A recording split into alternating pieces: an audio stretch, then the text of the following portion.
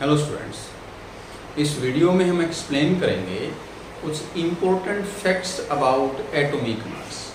तो सबसे पहले हम स्टार्ट करते हैं difference between atomic mass and actual mass of an atom. Relative atomic mass, element का जो एटॉमिक मास एक्चुअली क्या होता है, रिलेटिव एटॉमिक मास। तो वो हम डिटरमाइन करते हैं by comparing with an atom of C12। जबकि एक्चुअल मास क्या है, mass of an atom of element in gram. तो हम कैसे डिटरमाइन करें actual mass from its atomic mass या रिलेटिव एटॉमिक मास। तो एक्चुअल मास डिटरमाइन करने के लिए हम क्या करेंगे, रिलेटिव एटॉमिक मास को डिवाइड कर देंगे बाय अवोगाड्रो नंबर। तो इस फॉर्मूले पे ये क्वेश्चन, इस तरह का क्वेश्चन एग्जाम में पूछा जा सकता है। क्या क्वेश्चन है, the weight of one atom of uranium is 238 AMU। AMU क्या होता है, relative atomic mass. Calculate its actual mass या एक्चुअल वेट। तो उसके लिए हमने क्या किया, एक्चुअल वेट डिटरमाइन करने के लिए इसके रिलेटिव एटॉमिक मास को डिवाइड कर दिया बाय अवोगाड्रो नंबर। तो ये इसका क्या आ गया, एक्चुअल मास। नेक्स्ट है, अगर हमें आइसोटोप्स के एटॉमिक मास गिवन हो तो हम उसका एवरेज एटॉमिक मास कैसे डिटरमाइन करें। इसमें दो तरह से क्वेश्चन पूछा जाएगा, या तो हमें परसेंटेज दे रखी होगी और या फिर दे रखा होगा फ्रैक्शनल एविडेंस। तो जो डिफरेंट आइसोटोप्स हैं उनकी परसेंटेज और एटॉमिक मास गिवन होंगे, हम उनको मल्टीप्लाई करके ऐड कर देंगे और डिवाइड कर देंगे बाय 100, तो एवरेज मास आ जाएगा। और अगर फ्रैक्शनल एविडेंस दे रखा है तो उसमें 100 से डिवाइड नहीं करना। यही डिफरेंस है between fractional evidence and percentage.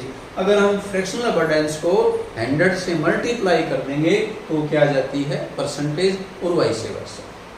तो इस पे ये क्वेश्चन है जो अपने एग्जाम में कभी पूछा गया है। An element X has the following isotopic compositions. ये X कोई एलिमेंट है, इसके 3 आइसोटोप गिवन है। एक आइसोटोप जिसका मास 200 है, 90% है। 199 जिसका मास है वो 8% है, और जिसका मास 202 है वो 2% है। तो इसके लिए हमने क्या निकालना है, calculate average atomic mass of naturally occurring element X। क्या करेंगे, एवरेज एटॉमिक मास डिटरमाइन करने के लिए हमें परसेंटेज गिवन है, तो इस फॉर्मूले को अप्लाई करोगे। तो जो डिफरेंट आइसोटोप्स हैं उनकी परसेंटेज, जैसे ये परसेंटेज है 90, मल्टीप्लाई कर देंगे बाय एटॉमिक मास कितना, 200। तीनों की दिशा कर देंगे परसेंटेज इनटू एटॉमिक मास। ये परसेंटेज है, ये एटॉमिक मास, ये परसेंटेज है, ये एटॉमिक मास, और डिवाइड बाय 100। तो ये अपने पास क्या जाएगा, इसका average atomic mass.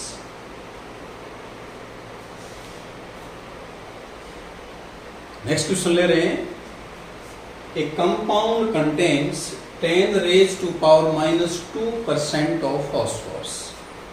If atomic mass of phosphorus is 31, the molecular mass of compound having 1 phosphorus atom per molecule is। हमें कंपाउंड के अंदर फोस्फोरस की कंपोज परसेंटेज दे रखी है। हमें जनरल पता है कि हम किसी कंपाउंड के अंदर किसी एक एटम की परसेंटेज निकाल दें तो क्या करते हैं, percentage is equal to, percentage of atom is equal to mass of that atom divide by total mass of compound into 100। तो ये उसी फॉर्मूले पे बेस्ड है। तो यहाँ हमने परसेंटेज ऑफ फोस्फोरस निकालनी है, तो इसमें मास ऑफ फोस्फोरस, और क्योंकि हम क्या मान रहे हैं कि उसमें एक एटम है, तो मास ऑफ 1 एटम यहाँ पर एटॉमिक मास रख देंगे हम, divide by molecular mass of compound हमने डिटरमाइन करना है। तो हमने मान लिया ये कितना है, 1, और इनटू 100। तो ये परसेंटेज निकालने का फॉर्मूला है, सभी को पता है। तो फिर हमने परसेंटेज को यहाँ पुट कर दिया, मास ऑफ फॉस्फोरस 31, एक एटम है तो 31 मास है, और ये हमने ए एटॉमिक मोलिकुलर मास निकाला, उसको ए मान दिया हमने इनटू 100। तो इस तरीके से यहाँ से हम क्या निकाल लेंगे, मोलिकुलर मास ऑफ कंपाउंड। अगला क्वेश्चन है percentage of selenium in peroxidase anhydrous enzyme is 0.5% by weight, और एटॉमिक वेट ऑफ सेलेनियम है 78.4, then minimum molecular weight of enzyme is. अब मिनिमम मोलिकुलर वेट निकालने के लिए ये तो हमें कंफर्म है कि अगर सेलेनियम उसमें है तो कम से कम 1 मोल एटम तो होगा, तो हम 1 मोल एटम के विद रिस्पेक्ट टू जो मास निकालेंगे वो मिनिमम मोलिकुलर वेट आएगा। तो 0.5% by wait means 0.5 gram of selenium is present in 100 gram of enzyme. ये हमें यहाँ से क्लियर है, 0.5 ग्राम ऑफ सेलेनियम है वो 100 ग्राम एंजाइम में प्रेजेंट है। 1 ग्राम कितने में होगा, और 1 मोल कम से कम जितना मान रहे इसमें 78.4 ग्राम सेलेनियम में, सेलेनियम कितने एंजाइम में होगा, तो वो ये अमाउंट आ जाएगी। तो ये जो अमाउंट आई है वो 1 मोल सेलेनियम के विद रिस्पेक्ट टू आई है, तो 1 मोल तो कम से कम होगा ही, इसलिए ये जो अमाउंट आया इसे हम क्या कहेंगे, minimum molecular weight of enzyme. तो इस वीडियो में हमने कुछ क्वेश्चंस लिए हैं जो प्रीवियस एग्जाम में, कॉम्पिटिटिव एग्जाम में पूछे गए हैं, तो इन कंसेप्ट्स को समझें और इस तरह के क्वेश्चन हम और भी रिवाइज करें। तो इस वीडियो में इतना ही करते हैं, थैंक यू।